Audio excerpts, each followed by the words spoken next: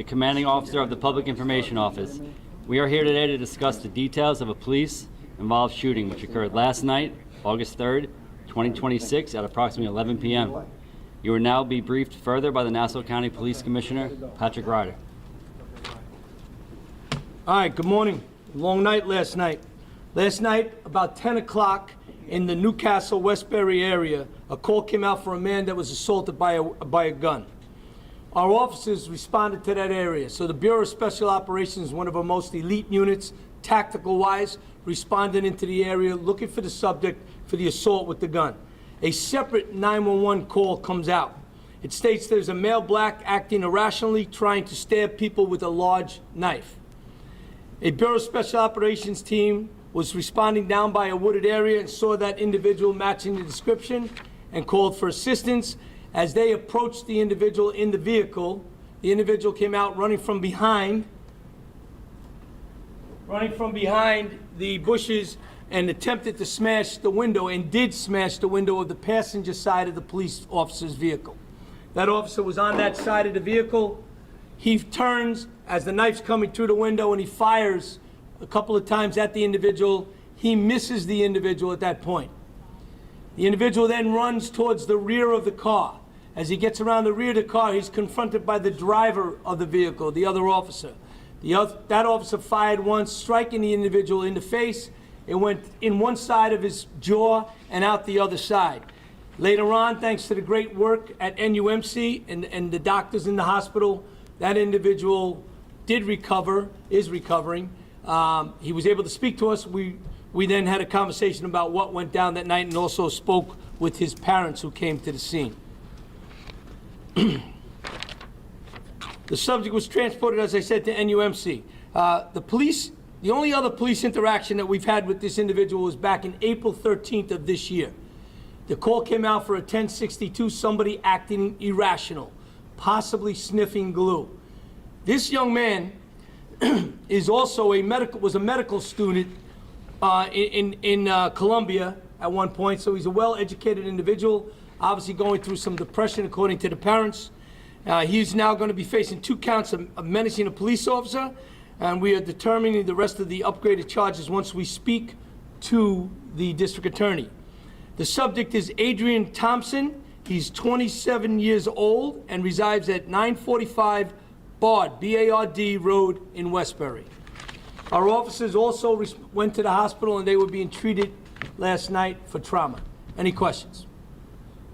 So he was attacking people randomly on rush hour? So as the call came out, there was an individual that was acting irrational with a large knife, threatening to stab people in that area. The officers there for the separate call picked this description up right away as he's coming outside of, and he sees him behind a wooded area. The officer didn't get a chance to get out of his car. He came running at him, smashed the glass, and the knife comes into the car. The officer fires from his seated position, missing him both times. The subject then runs. The driver gets out of the car and confronts the subject at the back of the car. He fired once, striking the individual in the face. You said Columbia. Was a medical student at Columbia University or the country Columbia? No, he was a medical student in Columbia University. What are the extent of his injuries right now? I know he has a shot to the jaw. You said he was speaking, but what are the extent of his injuries? So his injuries right now are obviously being observed by the doctors at NUMC, but he's had one bullet that fired, went through one side of his cheek and out the other. Parents said it was depression, possibly, any indication of? Well, we have the past incident back on April 13th, where he was in some type of depression, an altered mental state, as written in the report. And then last night, obviously, he was acting irrational, and that's as the 911 call came over. When he ran towards the officer's car and then plunged a knife through the window, were any officers outside of the car at that time, or everyone was inside? No, these 2 officers were both in the vehicle. They didn't get a chance to even get out of their car when he charged the vehicle and started smashing. A couple of raps on the side, the window explodes, and then before he tries to attempt to stab the officer fires at him. So that vehicle that was on scene, that was the police's car? That was a police car. That was not, That was our car. Our 2 cops were in there. We pulled up, and that's where we encountered the individual. You know, officers start their day off every single day. They come to work to go and serve. They put on all their equipment, they go out there, and within a second, the whole day changes on you. They're out there looking for another subject, and then this individual from this call charges them, putting their life at risk, so they did what they had to do to defend themselves, take the subject down, and save the rest of the community if he was going to run into that community with that knife. and that first report was unrelated. Totally unrelated. How many calls came in for him before this all happened with him charging this knife at other people? Describe There was, that. we have 2 calls that came in about an irrational man with a knife. Were those neighbors? Don't know at this time. Was he impaired by drugs or alcohol? Don't know. Right, we'll wait till all the testing comes back. The other time, you said you've only seen him once, right? He's only had one police interaction. That was April 13th of this year. And he may have been sniffing glue, you said? That's in the report that he had been acting a little irrational. Parents stated that he may have been using drugs and at one time sniffing glue, obviously making him act more irrational.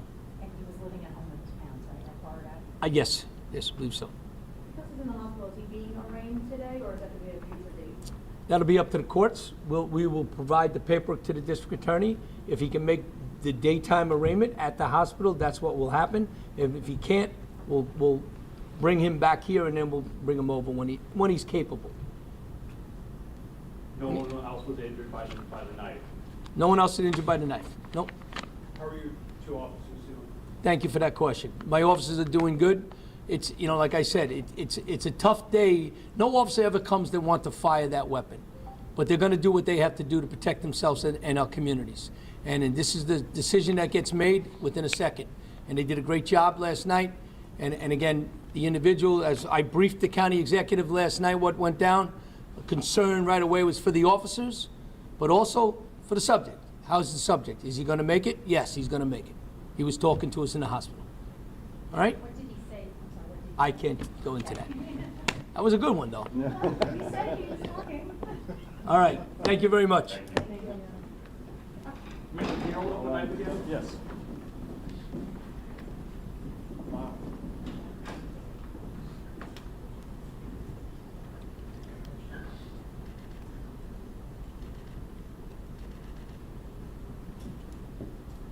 Good.